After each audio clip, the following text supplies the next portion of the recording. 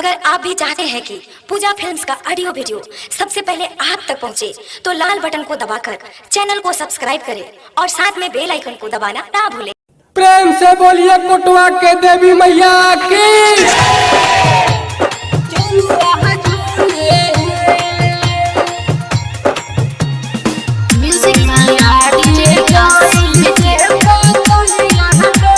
आप सुन रहे हैं लभरी लाल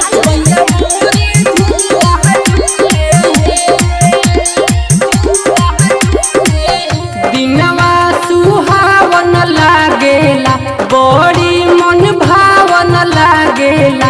जय माँ के नारा गूंजे तो देखत सद्भावन लागेला।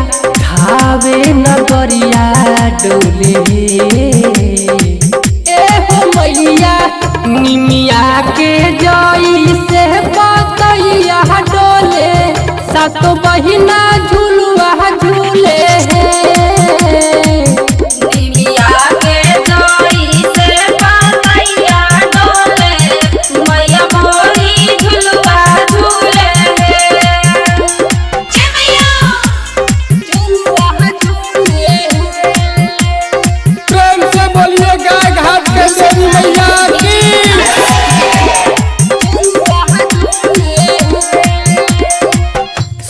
के पटरिया पर झुलतारी मैया रामा।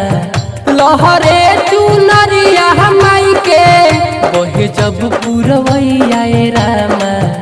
लहरे चुनरिया माई के सातो मैया के 64 जोगी चावर देख डोलावेले हो।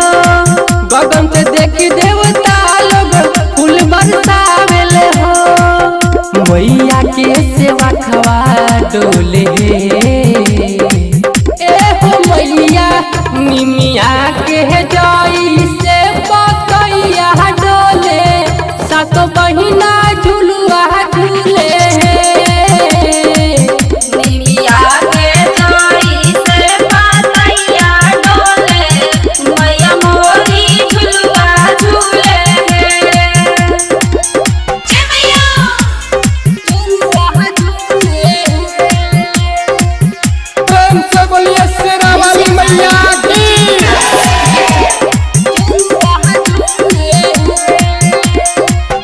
मैया भवानी के गजबे माया रामा।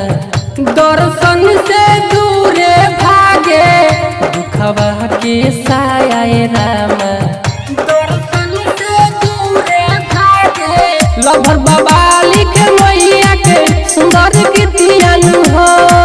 लागल भेरी लाल के मैं से फिरतियन हो।